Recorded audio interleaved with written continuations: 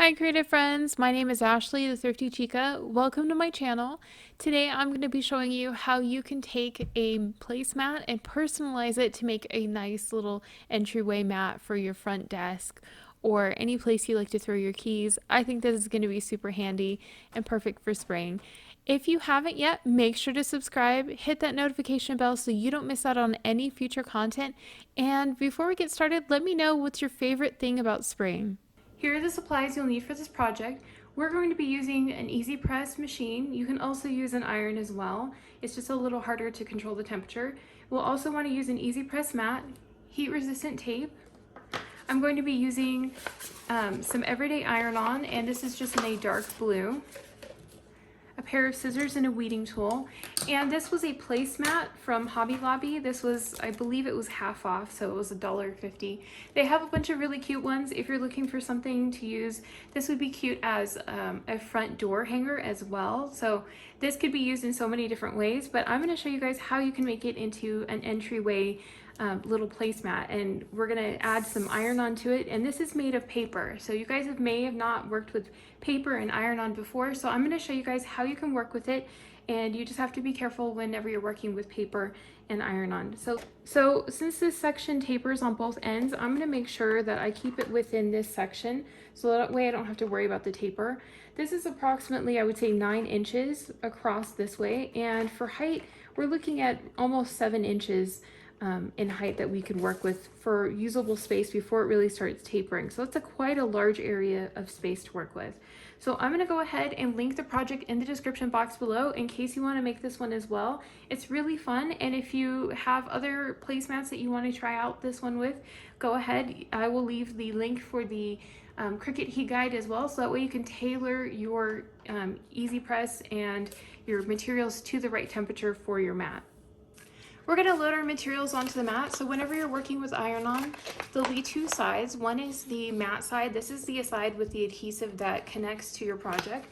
And then there's the shiny side. This has a plastic sheet with a sticky adhesive for the front of your project. So we're going to be placing this, the shiny side down on the mat.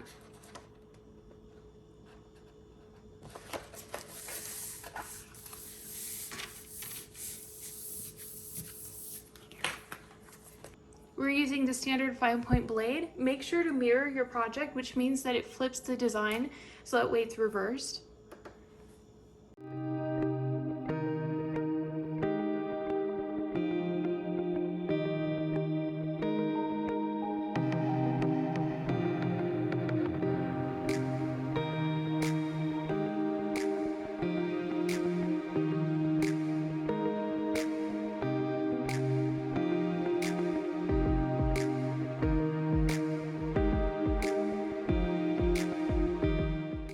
Now we're ready to unload the mat. And then we're going to hold onto our project and peel the mat away.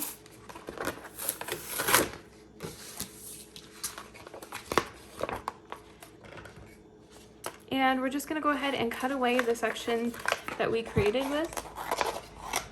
Now we're going to break out our weeding tools, and we're just going to start in a corner. I like to pierce the corner since I have nails, makes it easier, and then just peel back.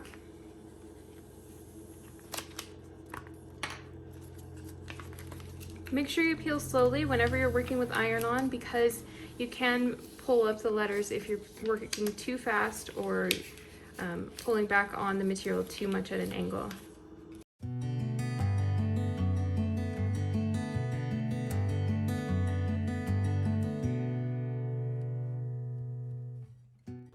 Now we're going to peel the sections in the middle. You can kind of see the design taking shape here.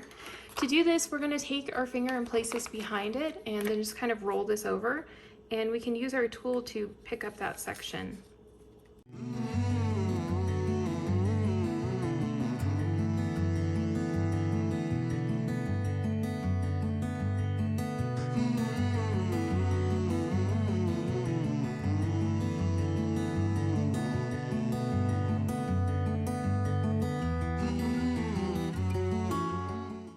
Flip it around and take a look at your design. I think that turned out really well.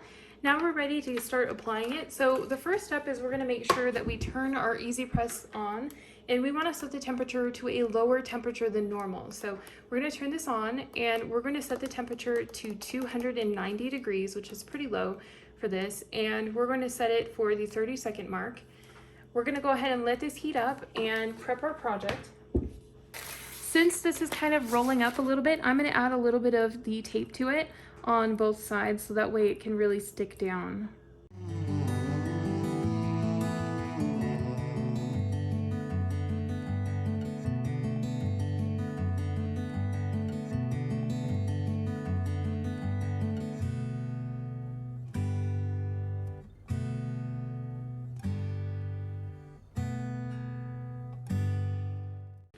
So I'm going to lift this up. We're going to take our placemat here, and I'm actually going to turn this the other way. So when we're working on this, we want to make sure that we have no lint or anything that would get in the way of our project. And we're going to preheat this for 5 seconds. Since we're working in 2 sections here, this is a longer decal, I'm going to split it in half, and I'm going to start working on pressing this section here.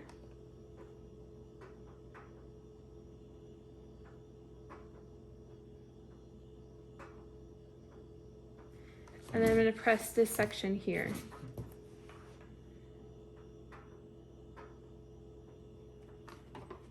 I'm going to arrange our decal on here where we think it's going to look the best.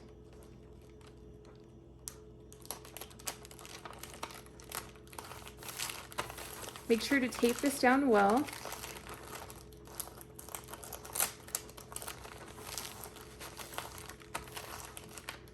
And we're going to work on this for 30 seconds. I'm going to make sure I keep track of where my iron stops.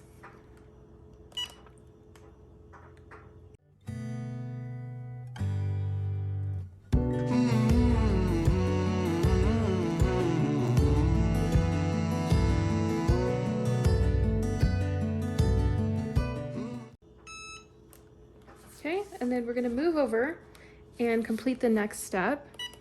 We're going to give this section 30 seconds.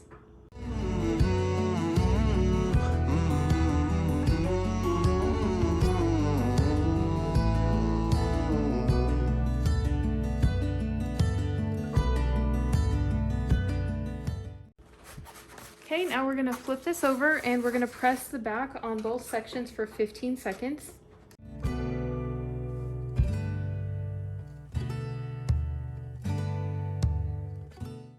And then press the next section. Remember, we're just waiting for this to count down to the 15-second mark.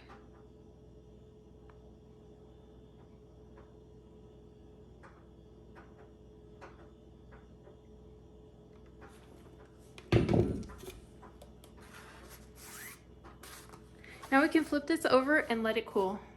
So here is the finished project. What do you think? I really love yellow for spraying. I feel like it's such a fun color and we don't get to use it often enough. So if you guys haven't yet, make sure to subscribe, hit that notification bell, and give this video a thumbs up. If you want to check out some more videos, I have a ton coming up. I have everything planned out for the whole summer, so I'm so excited to share so much more content with you in the future. I hope you're having a wonderful day.